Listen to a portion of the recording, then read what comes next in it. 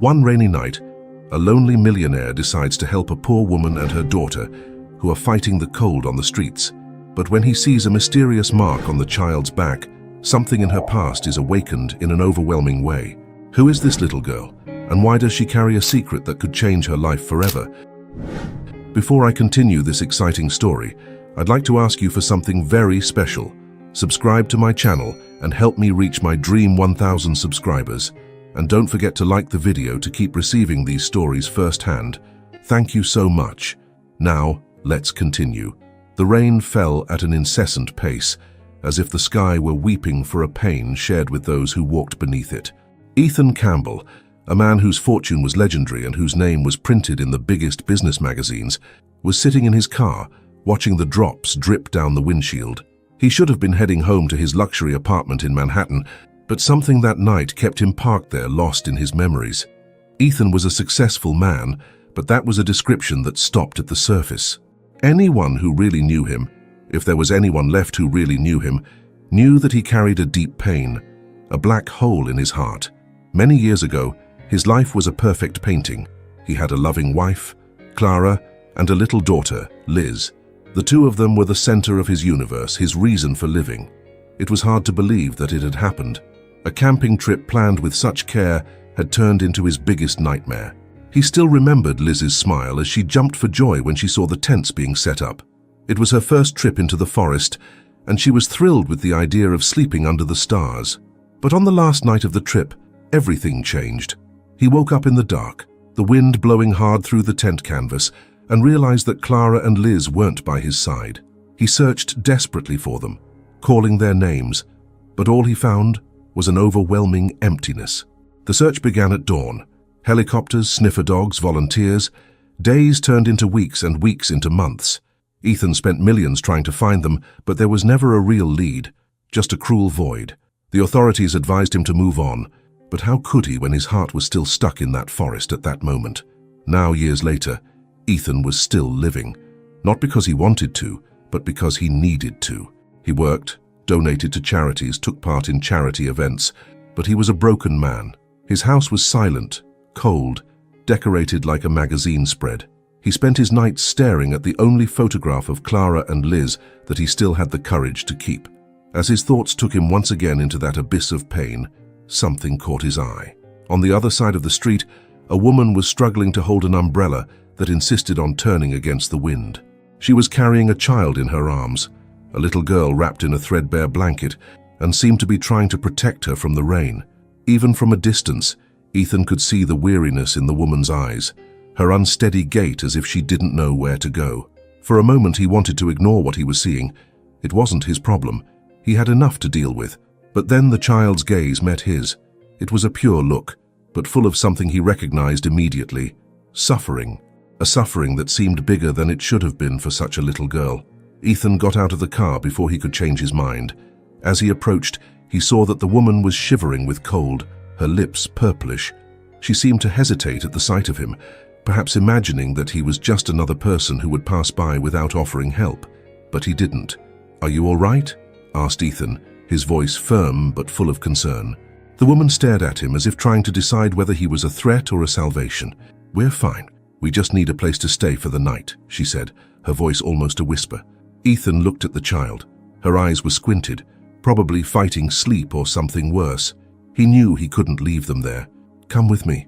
I have a place where you can stay dry and have something to eat." The woman hesitated again, but her gaze turned to her daughter, and the decision was made. "Thank you," she mumbled, almost without strength. In Ethan's apartment, he prepared hot tea for the woman while the girl took a bath. She seemed to revive little by little, her eyes filling with a shy energy. The mother, whose name he discovered was Emily, seemed suspicious but also desperate for help. Ethan tried to reassure her with kind words, although it was obvious that she wasn't used to trusting strangers. But it was during the girl's bath that something happened. While helping the child dry off, he noticed a mark on her back, partially covered by an old scar. It was something unusual, a shape that seemed almost drawn, but natural, like a symbol. Ethan felt his heart race. He didn't know why, but that mark seemed strangely familiar. He tried hard to push the feeling away, telling himself that it was just a coincidence. However, When he returned to the living room and saw the little girl playing with the teddy bear he had bought Liz years before, a shiver ran down his spine. Something was wrong, very wrong. Ethan woke up the next morning with an unusual feeling. The house, usually so quiet that it seemed empty, now had subtle noises. The sound of small footsteps in the hallway, a muffled laugh coming from the living room, and the unmistakable smell of freshly brewed tea that Emily had prepared. For a moment, he allowed himself to think that it was all normal, but then reality hit him like a rock. Their presence was only temporary, a gesture of charity in a life marked by irreparable loss. Emily and Mia were sitting at the table, sharing a loaf of bread that Ethan had put in the cupboard months ago and forgotten about. Mia seemed more animated now, her eyes shining with a childlike curiosity that reminded him of Liz. It hit him like a blow. Ever since he had brought her home, he had avoided facing her directly for a long time, but her resemblance to Liz was undeniable, not in appearance, but in behavior. While they had coffee, Emily told fragments of her story. She spoke carefully, as if afraid of revealing too much. She said that she had been married, but her husband was a cruel and abusive man who had left her with nothing. After that came the fall. She lost her job, her house, and ended up on the streets with Mia, who was all she had. Despite the difficulties, Emily spoke of the girl with a fierce love, as if she were the only good thing in her life. "She's my light," said Emily, her eyes watering. "If it wasn't for her, I would have given up by now." Ethan listened in silence. He wanted to feel empathy. He wanted to believe that he was really helping, but something bothered him deeply. Mia wasn't like other children.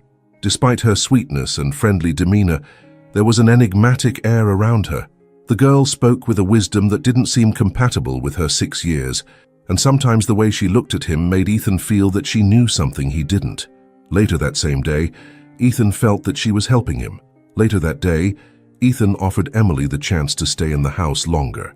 He justified it by saying that they needed stability, especially Mia, but deep down he knew there was something more. Every time he looked at the girl, he felt something turn inside him. It was a mixture of guilt, nostalgia, and hope. He didn't want to name it. Emily hesitated but eventually accepted. "It's temporary," she said firmly, as if trying to convince herself. The days passed, and Mia seemed to adapt quickly to the new routine. She explored the corridors of the house with curiosity, but always with caution, as if she knew that this place wasn't really hers. One day, Ethan found her in the music room, playing a simple melody on the piano with tiny fingers that could barely reach the keys. "Can you play?" he asked, surprised. "No," said Mia with a shy smile, "but I seem to have heard that song before." Her answer made him uncomfortable. That was Liz's favorite melody, one she sang incessantly until Ethan learned to play it to accompany her. How could Mia know it? He wanted to ask more, but decided to hold back. Meanwhile, Emily tried to help as much as she could, cleaning the house and even cooking a few meals. Although grateful, she seemed wary of Ethan, watching him closely, as if she expected him to take Mia away from her at any moment. Ethan couldn't blame her. He himself didn't fully understand why he was so attached to that girl, but he knew he would do anything to protect her. It was during one of these nights, when Mia was already asleep, that Ethan began to discreetly investigate. He typed Emily's name into his laptop, looking for any record of her. What he found was exactly what she had said: a broken marriage, financial difficulties, and years living in shelters before ending up on the streets.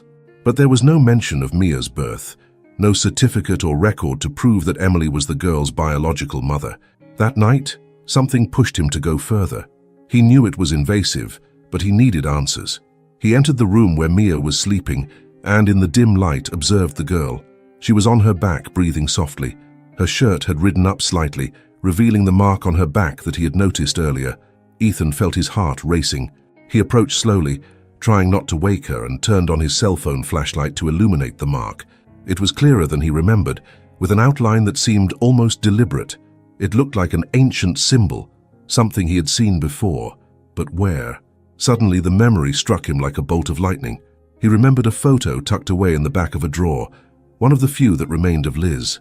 In the picture, Clara was holding Liz in her arms, and a small mark identical to that one was visible on the child's back. Ethan stepped back, feeling the floor disappear beneath his feet. He switched off the light and left the room with his heart racing.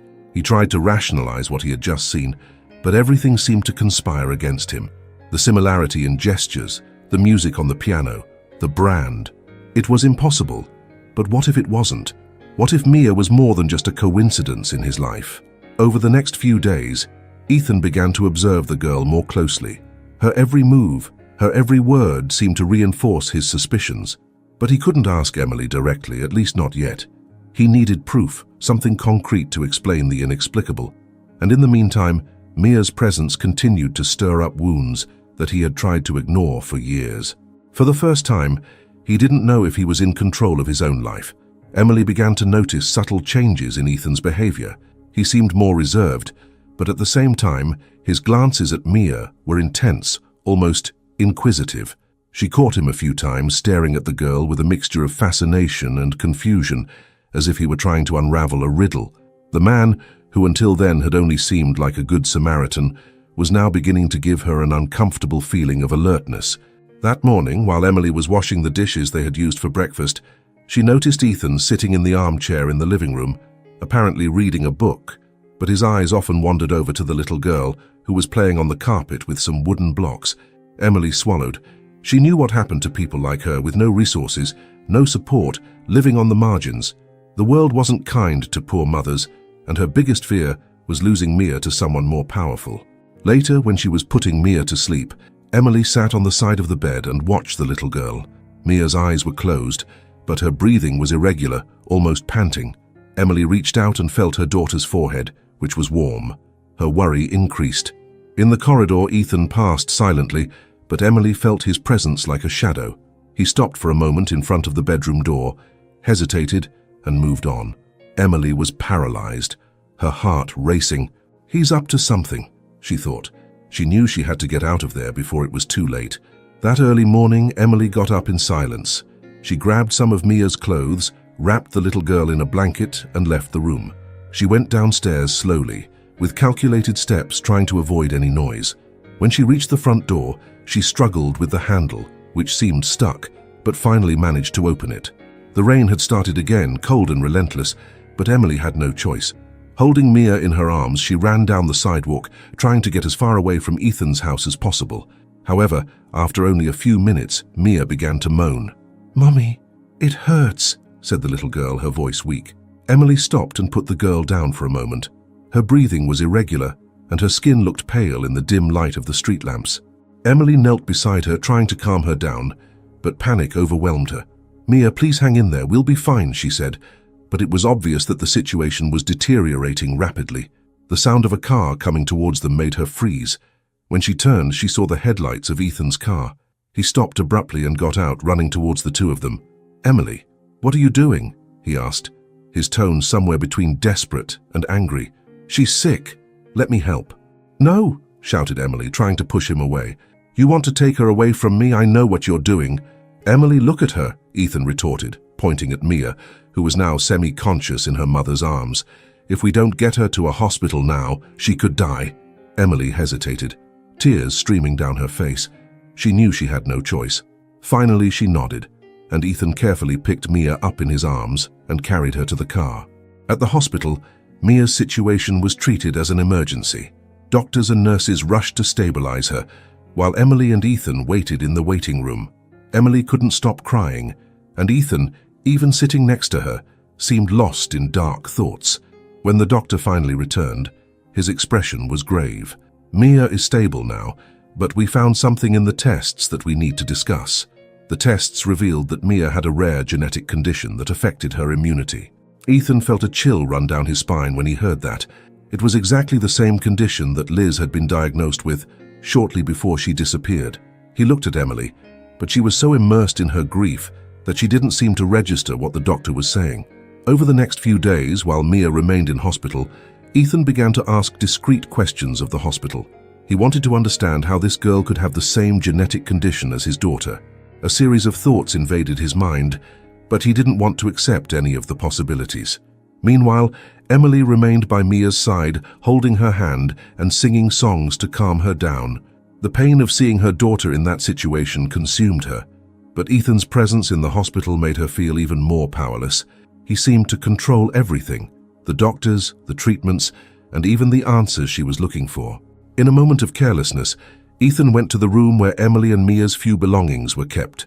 He opened the worn backpack and started rummaging through, feeling invaded but unable to stop. Among shabby clothes and simple toys, he found something that made him freeze. It was a small plastic children's bracelet with the name Liz written in letters faded by time. He held it with trembling hands, unable to breathe. It was impossible for it to be there. He himself had put that bracelet on his daughter's arm the day she was born. Ethan left the room in shock, his mind spinning with questions he didn't know how to answer. He looked at Mia, still sleeping under the effects of the medication, and felt that he was approaching a devastating truth. Emily, noticing that Ethan was acting strangely, approached him and asked, "What are you doing? What have you found?" Ethan tried to hide the bracelet, but his expression betrayed him. "I need answers, Emily. I need to know who Mia really is." Ethan stared at Emily with a mixture of determination and frustration. He needed answers, but she seemed increasingly evasive, as if every question was a direct threat to his existence. The bracelet he had found was in his pocket, but it weighed as if it were made of lead. At that moment, all he could do was control his urge to confront her more forcefully. He knew he had to be careful. "Emily, I'm trying to understand all this, but you have to help me," he said, keeping his voice low, although his patience was almost at its limit. "Why does Mia have that bracelet? Why is the mark on her back identical to Liz's? Who is she really?" Emily was sitting in the chair next to Mia's bed, her hands shaking as she tidied up the girl's sheet. She avoided Ethan's gaze. "I told you, she's my daughter. What more do you want to know? I'm her mother." "Then let me do a DNA test," he replied, his voice now firmer. "If you're telling the truth, it will only confirm what we already know, right?" The silence that followed was deafening. Emily tightened the fabric of her dress, her body as rigid as a statue. Ethan watched her every reaction, noticing the growing panic in her eyes. Finally, she stood up abruptly, her eyes brimming with tears. "You don't understand what you're asking," she said, her voice broken. "Everything I've done has been to protect you. I can't risk losing her." "Protect her from what? From whom?" Ethan took a step forward, but Emily backed away like a cornered animal. "If there's something you're not telling me, I need to know. We're not talking about a simple coincidence here, Emily. Mia could be—" He stopped, unable to finish the sentence. The possibility was overwhelming. Before she could reply, a loud knock echoed through the hospital room door, interrupting the moment. Ethan exchanged a confused glance with Emily, who immediately turned pale. He went to the door and cautiously opened it, only to find a tall, sallow man with eyes that exuded a menacing coldness. "Emily," the man said, ignoring Ethan completely, "I've finally found you." Emily froze, her eyes wide in sheer terror. "What are you doing here?" she whispered, her voice failing. "I've come for what's mine," the man replied, crossing his arms in an intimidating posture. "And you know exactly what I'm talking about." Ethan intervened, positioning himself between Emily and the stranger. "Who are you? And what do you want?" "The name's Brian," said the man with a sarcastic smile. "I'm Mia's father, and I think you have something that belongs to me." Emily let out a low moan, as if all the air had been sucked out of her lungs. Ethan felt his blood boil. "Her father? Since when? Because as far as I know, you're nowhere in her life." "That's none of your business, buddy," replied Brian with a bitter laugh. "But if you want a summary, let's just say that Emily here isn't as saintly as she likes to make out. She ran away from me with the girl, and I just want what's rightfully mine." "You're a liar," cried Emily, her voice full of despair. "You never wanted Mia. You just want to use her as a bargaining chip." "I ran away because you're a monster." Ethan looked at Emily, waiting for her to explain, but she just cried, her shoulders shaking uncontrollably. He turned his attention to Brian, his anger growing. "If you think you can just show up here and demand something without any proof, you're sorely mistaken." Brian shrugged as if he didn't care. "I don't need to prove anything to you, but I'll tell you one thing. I want money. A lot of money. And if you don't want this to turn into legal hell for everyone, you'll pay me to disappear." The tension in the room was suffocating. Ethan knew he couldn't allow Brian to continue bullying Emily and threatening Mia, but at the same time, he couldn't ignore the inconsistencies. Emily still hadn't explained her true connection to Mia, and now this man was appearing with a new layer of mystery. "Get out of here," Ethan finally said, his voice low but carrying authority, "and don't come back. If you try to come near me again, I'll make you regret it." Brian narrowed his eyes but took a step back. "It doesn't end here," he said before leaving. After he had gone, Emily collapsed on the floor, crying uncontrollably. Ethan closed the door and went over to her, helping her up. "Emily, I need you to be honest with me. Who is this man? And what is the truth about Mia?" Emily took her time answering, as if each word was a death sentence. Finally, she said, "I'm not her biological mother. I found her in a shelter. She was alone, abandoned. I didn't know where she came from, but I couldn't leave her there. She needed me." Ethan was silent, processing the revelation. As much as he felt anger at the lie, he also couldn't ignore the sacrifice Emily had made to protect Mia. But that only increased his determination to find out the truth. "If you really care about Mia, you'll let me help. That includes doing the DNA test. We need to know who she really is." Emily hesitated, but knew she had no choice. Ethan was right. The truth was inevitable. In the days that followed, Ethan filed an emergency petition for temporary custody of Mia, claiming that Brian's presence posed a threat. Emily protested, cried, begged, but Ethan wouldn't give in. He believed he was doing the right thing, even if it meant breaking Emily's heart. When the DNA test was finally carried out, Ethan awaited the results with an anxiety he had never felt before. He knew he was on the verge of a revelation that could change everything. Ethan was sitting in his office, the sealed envelope on the table in front of him. The DNA test, which he had believed would provide answers, now looked like a bomb about to explode. He ran his hand through his hair, trying to gather the courage to open the envelope. The sound of muffled laughter in the hallway distracted him. It was Mia playing with Emily, as if nothing was happening, as if her whole life wasn't about to change. He sighed deeply and opened the envelope.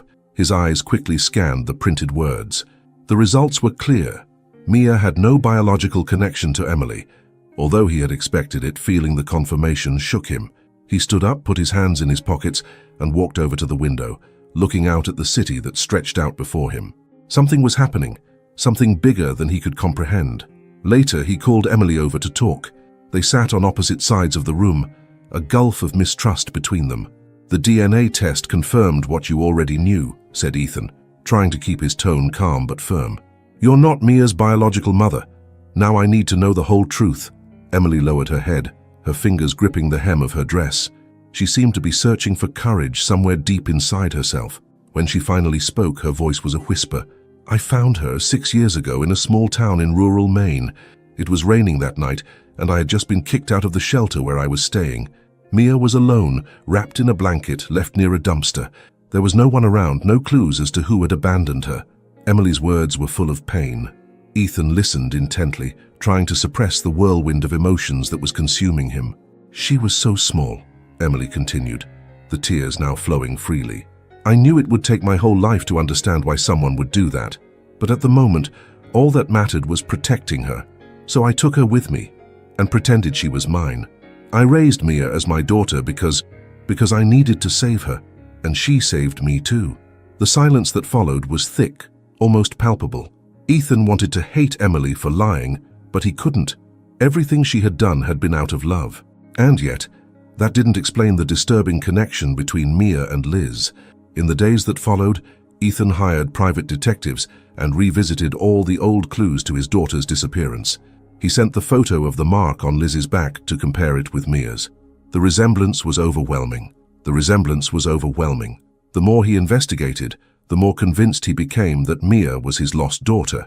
Meanwhile, Emily began to feel the weight of an imminent threat.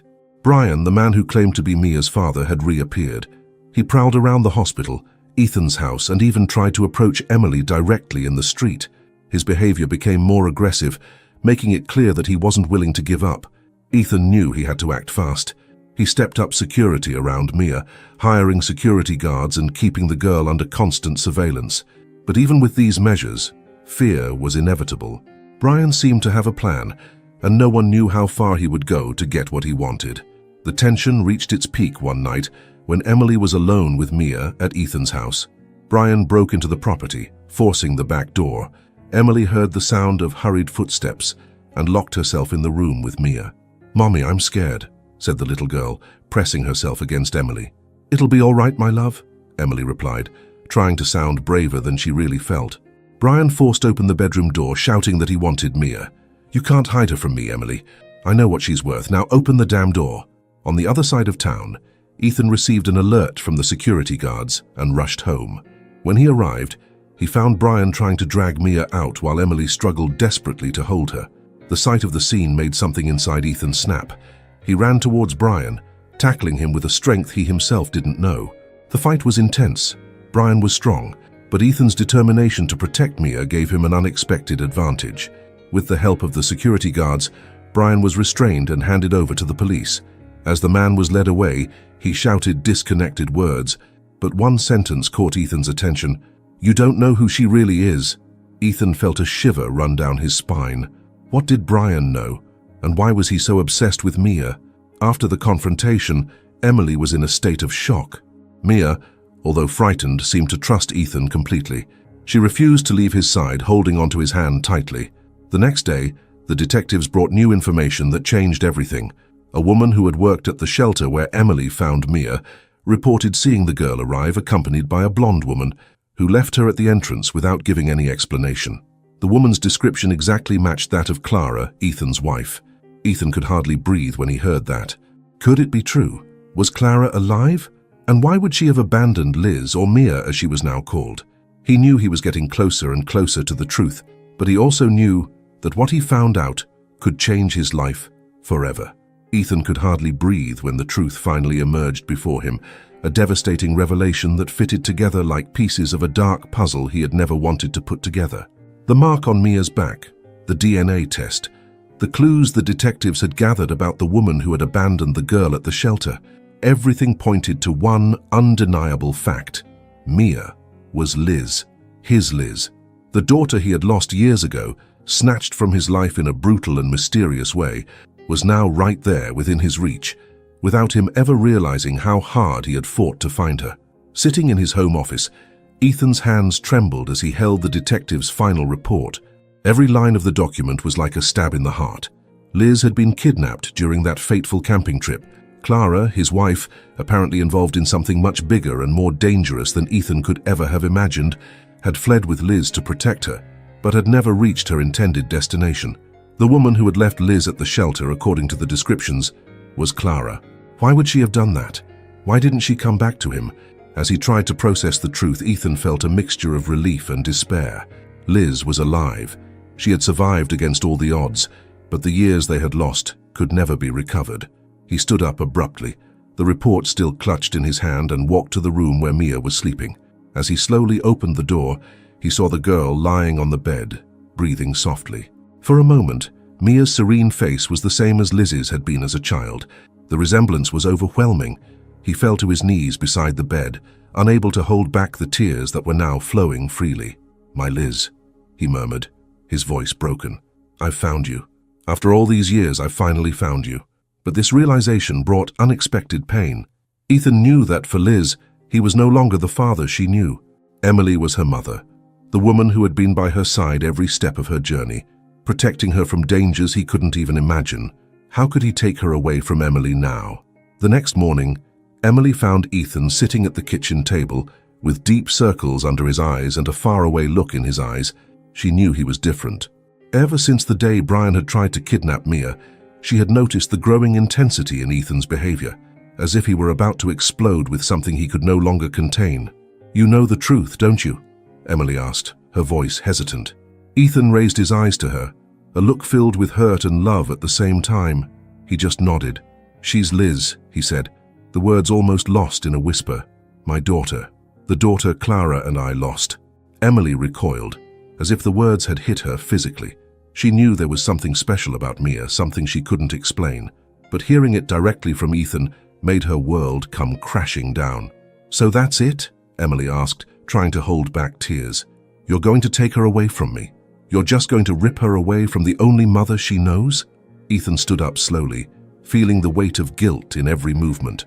"Emily, I know what you did for her. I know how much you love her, but she's my daughter. And I've lost years I'll never get back. I need to be with her." The words came out harsher than he had intended, and Emily's face contorted in pain. She turned away, her eyes full of tears, but before she left, she looked at him one last time.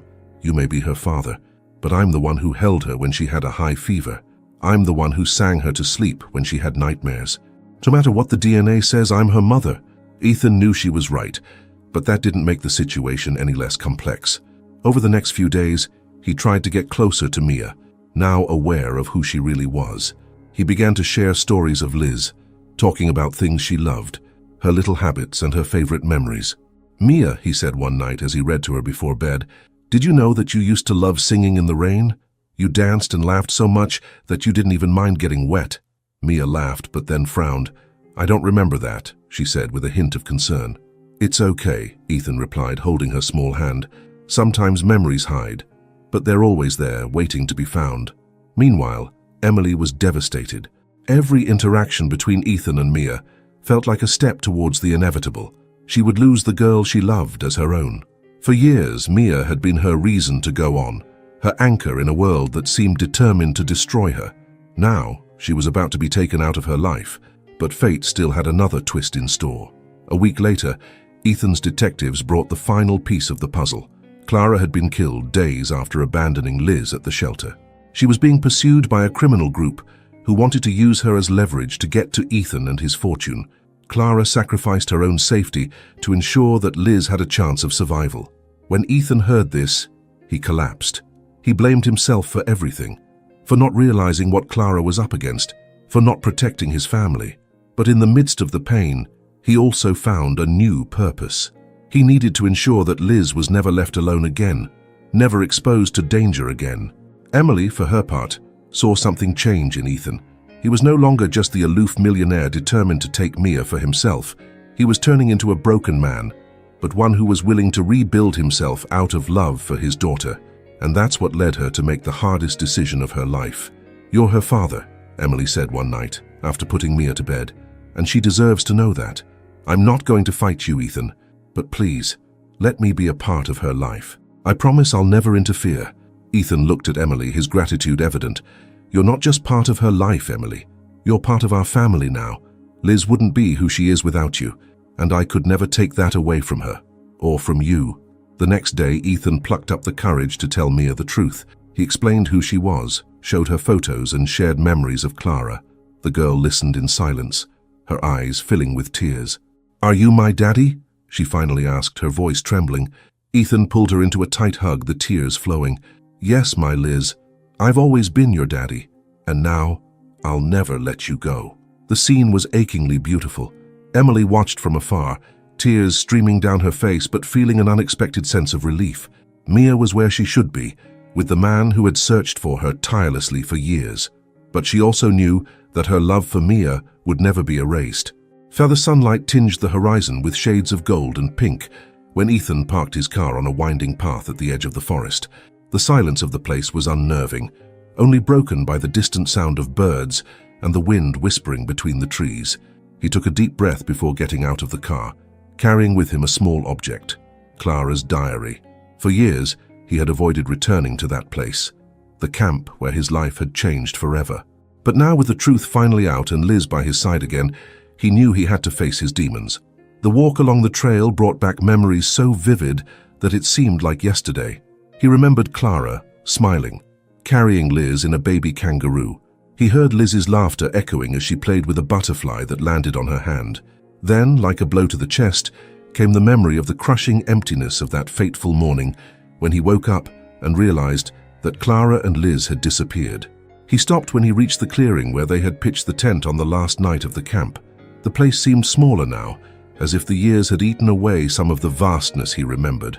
Ethan fell to his knees in the center of the clearing, his hand shaking as he opened Clara's diary. He could still remember the last entry, the hasty, shaky writing, as if she knew she was running out of time. "I will do whatever it takes to protect our Liz. She is the most precious thing we have. If anything happens to me, I hope she finds her way back to you, Ethan. Never stop looking for her. Never give up on her." Tears streamed down Ethan's face as he closed the diary and clutched it to his chest. He felt the weight of guilt, but also something he hadn't felt for a long time: peace. Clara had done what she needed to do to protect Liz, even if it meant sacrificing her own life. And now Ethan was fulfilling the promise she had left him. He had finally found her. "Clara, I found her," he said, his voice breaking. "I found our Liz. She's fine, and I promise I'll take care of her. I'll give her everything you wanted, everything she deserves, and I'll honor you every step of the way." Ethan stood there for hours, letting the weight of the years drain away with his tears. Before leaving, he picked up a small stone from the clearing, something to take with him as a symbol of his reconnection with the past. He knew he could never erase the pain of losing Clara, but now for the first time he felt he could move on. When he returned home, he found Emily and Liz waiting for him in the garden. Liz ran towards him, a smile lighting up her face. "Daddy, where did you go?" Ethan took her in his arms, holding her tightly. "I went to talk to Mama Clara," he said with a soft smile. "I told her how amazing you are and how proud she would be of you." "Does she know I miss her?" Liz asked, her eyes shining with emotion. Ethan nodded. "She knows, my love, and she's always with you, in your heart." That night was different. After putting Liz to bed, Ethan and Emily sat in the living room, sharing a glass of wine. For the first time in months, there was a comfortable silence between them, without the weight of secrets or fear. "You went there, didn't you?" asked Emily, breaking the silence. "Yes," replied Ethan with a sigh. "I needed to finally let Clara rest, and to leave that moment in the past." Emily nodded, understanding the depth of the gesture. "You did what you needed to, and now she can be at peace knowing that Liz is safe." Over the next few months, life began to stabilize. Ethan and Liz worked together to build new memories. He took her for bike rides, something Liz loved, and together they created a tradition of making pancakes every Sunday, even if the kitchen ended up looking like a battlefield. Emily, for her part, found a purpose in helping other mothers in vulnerable situations. She started working for a non-profit organization founded by Ethan, which helped women get back on their feet and find safety for their children. Although her relationship with Ethan was initially built on pain and mistrust, a genuine friendship began to blossom between the two, based on mutual respect and gratitude. On Liz's 8th birthday, Ethan organized a simple but loving celebration. The garden was decorated with twinkling lights and colorful balloons, and Liz was surrounded by friends she had made at school and in the community. Emily helped serve the cupcakes while laughing at the children's antics. When it came time for the cake, Ethan made a speech. He held Liz's hand as he looked at everyone around him. "Today we celebrate the life of an incredible little girl, who is the light of my life," he said, his voice full of emotion. "But we're also celebrating the sacrifice and love of people who did everything to get her here. To my wife Clara, who protected us from afar, and to Emily, who was an angel in my daughter's life when I couldn't be there. I am eternally grateful." Emily, overcome with emotion, tried to hide her tears as everyone applauded. Liz hugged them both at the same time, and for a moment, it seemed that everything in the world was exactly where it should be. Later that night, while Ethan was putting Liz to bed, she held his hand and said, "Daddy, can I ask you something?" "Of course, my love. Anything. Can we go together to visit Mama Clara one day? I want to bring her flowers." Ethan felt the tears rise again, but this time they were tears of joy. "Yes, my Liz, we'll go together. Always together." Their story was full of loss and sacrifice, but it was also a story of love, resilience, and redemption.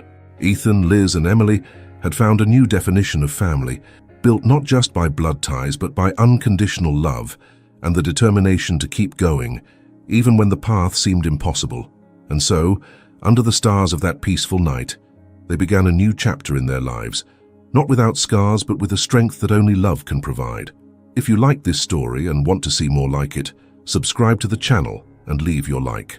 Don't miss the video that's appearing on your screen right now. Click to continue following stories that will move you.